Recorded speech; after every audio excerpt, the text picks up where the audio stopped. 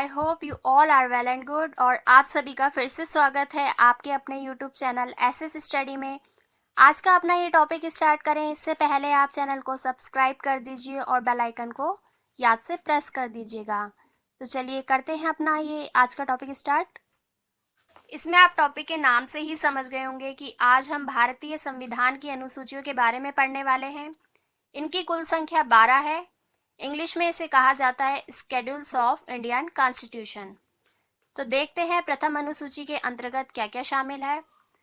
भारत की संविधान की प्रथम अनुसूची में राज्यों तथा केंद्र शासित प्रदेशों का उल्लेख किया गया है। याद रखिएगा, संविधान की प्रथम अनुसूची में भारत के सभी राज्य और केंद्र शासित प्रदेशों का उल्लेख है। नेक्स्ट,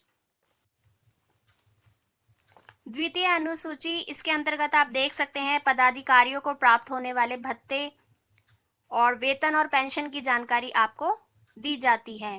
ठीक है, भारत की दूसरी अनुसूची में, भारतीय संविधान की दूसरी अनुसूची में पदाधिकारियों के वेतन, भत्ते और पेंशन का उल्लेख है। याद रखें। नेक्स्ट, तृतीय अनुसूची, पदाधिकारियों द्वारा ली जाने वाली शपथ का विवरण इसमें किया गया है। जैसा कि आपको पता है कि जब कोई भी पदाधिकारी अपना पद ग्रहण करता है तो उससे पूर्व वो शपथ ग्रहण करता है, चाहे वो राष्ट्रपति हो या फिर उपराष्ट्रपति हो या वो किसी भी भारतीय संविधान की, भारतीय राज्य व्यवस्था में कोई भी पद ग्रहण करने वाला हो तो वो शपथ लेता है। और इन शपथों का उल्लेख किसमें है? भारतीय संविधान की तृतीय अनुसूची में। नेक्स्ट, चौथी अनुसूची, राज्यों तथा संघ के राज्यसभा में प्रतिनिधित्व का वर्णन। इसका मतलब है कि राज्यसभा में राज्य की तरफ से कितना प्रतिनिधित्व होगा और संघ की तरफ से कितना प्रतिनिधित्व होगा, यानी कि केंद्र की तरफ से कितना प्रतिनिधित्व होगा, इसका वर्णन किया गया है चौथी अनुसूची में। नेक्स्ट, पांचवी अनुसूची, अनुसूचित क्षेत्रों तथा जनजातियों के प्रशासन और नियंत्रण के बारे में उल्लेख। इसका मतलब है कि किसी भी क्षेत्र में अनुसूचित जाति के लोग रहते हैं और उन पर किस तरीके से प्रशासन किया जाएगा और उन क्षेत्रों पर किस तरीके से नियंत्रण किया जाएगा, इसकी जानकारी अनुसूची 5 में है। नेक्स्ट, छठी अनुसूची, असम, मेघालय, त्रिपुरा और मिजोरम राज्य के जनजातीय क्षेत्रों के प्रशासन का प्रावधान। इसका मतलब है कि भारत के पूर्व में जितने भी राज्य हैं, जैसे कि असम, मेघालय, त्रिपुरा और मिजोरम, यहाँ पर यहाँ की जनजातियों के क्षेत्रों पर किस तरीके का प्रशासन होना चाहिए, इसका प्रावधान किया गया है छठी अनुसूची में। चलिए आगे बढ़ते हैं 7वीं अनुसूची की तरफ। और इसके अंतर्गत केंद्र और राज्य की शक्तियों का बंटवारा। ठीक है, इसमें क्या है, केंद्र और राज्य की शक्तियों को आपस में बांट दिया गया है और इसको 3 अलग अलग कैटेगरीज में बांटा गया है। पहली है संघ सूची, दूसरी राज्य सूची और तीसरी है समवर्ती सूची। आइए पहले वाली डिस्कस कर लेते हैं। संघ सूची, संघ होता है पूरा देश, केंद्र। ठीक है, केंद्र की जितनी भी शक्तियां हैं वो आ जाएंगी संघ सूची में। इसमें क्या करता है, इसमें जितने भी विषय आते हैं उन पर केवल केंद्र सरकार ही कानून बनाती है। दूसरा, राज्य सूची, जैसा कि इसमें नाम से ही आपको पता लग रहा है राज्य सूची है, तो इसके अंतर्गत आने वाले विषयों पर केवल राज्य ही कानून बनाएगा। और आखिर में इसमें है समवर्ती सूची। ये एक ऐसी सूची होती है जिसमें कि वो विषय शामिल है जिसपे कि केंद्र सरकार भी कानून बना सकती है और राज्य सरकार भी। तो इस तरीके से 7वीं अनुसूची में केंद्र और राज्य की सरकारों की शक्तियों को आपस में बांटा गया है। इसके अंतर्गत कौन कौन से विषय आते हैं वो हम डिटेल में अगले वीडियो में देखेंगे।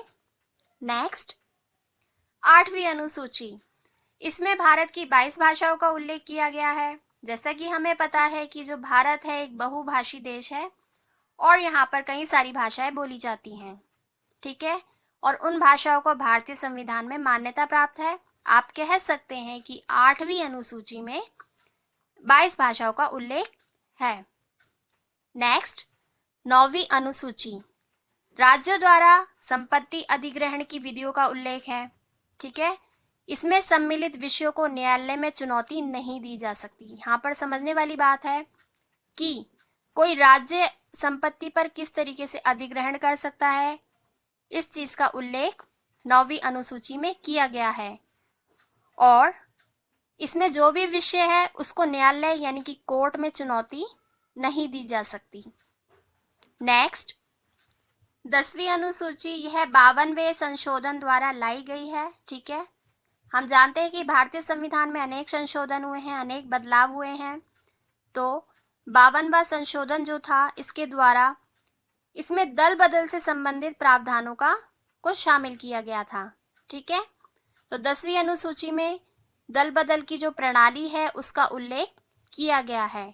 और आपको याद रखना होगा कि ये 52वें संशोधन द्वारा लाई गई थी। 11वीं अनुसूची 73वें संशोधन द्वारा इसमें पंचायती राज संस्थाओं को कार्य करने के लिए 29 विषय प्रदान किए गए थे। ठीक है, यानी कि पंचायती राज व्यवस्थाओं में पंचायत किस तरीके से कार्य करेगी और किन विषयों पर कार्य करेगी, इसकी जानकारी भारतीय संविधान की 11वीं अनुसूची में दी गई है। बढ़ते हैं आगे आखिरी अनुसूची की तरफ, 12वीं अनुसूची। 74वें संविधान संशोधन के द्वारा शहरी क्षेत्रों को स्थानीय स्वशासन संस्थाओं को कार्य करने हेतु 18 नए विषय प्रदान किए गए।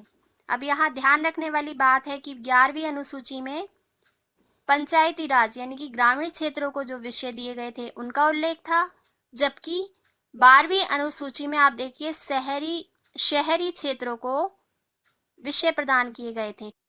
आज के लिए बस इतना ही। आई होप आपको हमारा ये आज का वीडियो पसंद आया होगा और आप सभी के लिए यूजफुल होगा। तो इसको ज़्यादा से ज़्यादा शेयर करें, लाइक करें, कमेंट करें और चैनल को सब्सक्राइब करें। Thank you so much.